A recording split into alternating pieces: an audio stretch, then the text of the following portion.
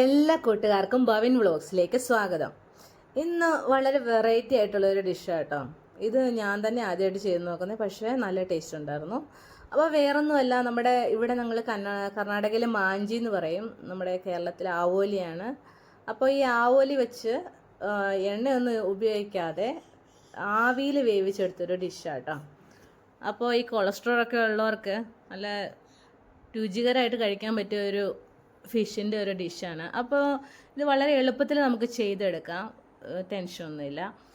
അപ്പോൾ ഇതെങ്ങനെ ചെയ്യുന്നതെന്ന് നോക്കാം. ഇത് വളരെ എന്ന് വെച്ചാൽ ഞാൻ പോലും വിചാരിച്ചില്ല ഇത് ഇത്ര ടേസ്റ്റി ആയിട്ട് കിട്ടുമെന്ന്. അപ്പോൾ നമുക്കിതെങ്ങനെ ചെയ്ത് നോക്കാം.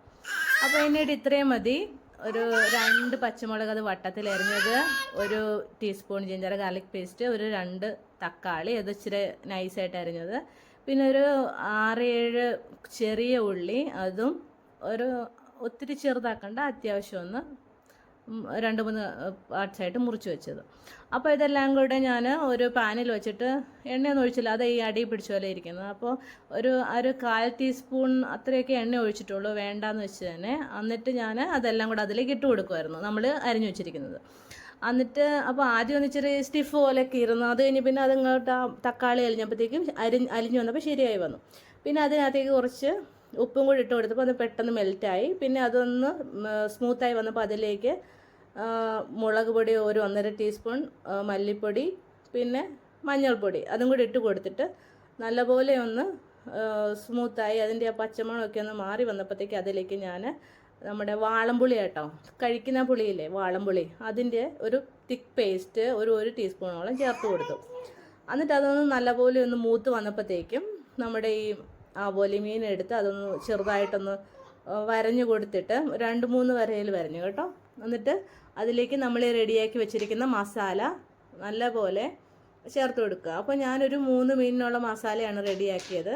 അപ്പോൾ നിങ്ങളുടെ മീൻ അനുസരിച്ച് നിങ്ങൾ മസാല റെഡിയാക്കിയാൽ മതി, എത്ര വേണമെന്ന് വെച്ച്. അപ്പോൾ അതെന്നിട്ട് ഇതിൻ്റെ നമ്മൾ വരഞ്ഞു കൊടുത്തിരിക്കുന്ന ആ വരയുടെ ഇടയിൽ ഇങ്ങനെ അകത്തേക്ക് കുറച്ച് മസാല കയറുന്ന രീതിയിൽ നല്ലപോലെ എല്ലാ സ്ഥലത്തും എത്തിച്ചു കൊടുക്കണം. എന്ന് വെച്ചാൽ വായുടെ അവിടെ ആ ഭാഗത്ത്, പിന്നെ വയറിൻ്റെ ഒക്കെ ആ ഭാഗം ഉണ്ടല്ലോ, നമ്മൾ ജസ്റ്റ് പ്ലെയിൻ ആയിട്ടൊന്നും ഇരിക്കേണ്ട, എല്ലാ സ്ഥലത്തും മസാല എത്തുന്ന പോലെ തന്നെ എത്തിച്ച് നല്ലപോലെ ഇത് ആയിക്കഴിഞ്ഞിട്ട് പിന്നെ ഞാനിവിടെ വാഴയില എടുത്ത് അപ്പോൾ ഇത് ചെയ്യുമ്പോൾ ഫസ്റ്റ് തന്നെ വാഴയില വെച്ച് ചെയ്തെങ്കിൽ ഇനി എളുപ്പമാവുമെന്ന് എനിക്ക് പിന്നെ മനസ്സിലായി. ഞാൻ പിന്നെ രണ്ടാമത്തെ മൂന്നാമത്തെ അങ്ങനെ തന്നെ ചെയ്തെടുത്തു കേട്ടോ.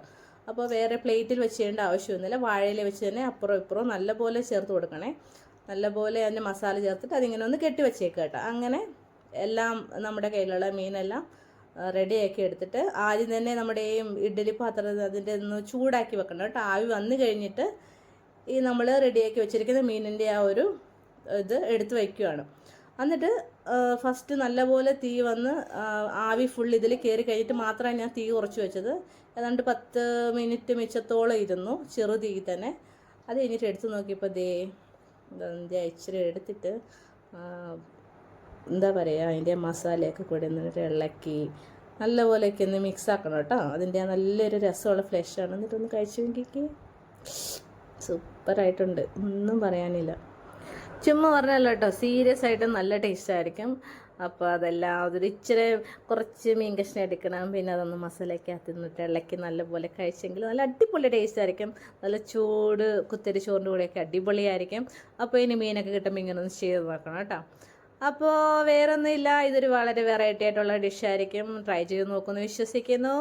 അപ്പോൾ വീണ്ടും ഒരു വീഡിയോ ആയിട്ട് വരുന്നത് വരെ എല്ലാവർക്കും നന്ദി, നമസ്കാരം, ആൻഡ് താങ്ക്സ് ഫോർ വാച്ചിങ്.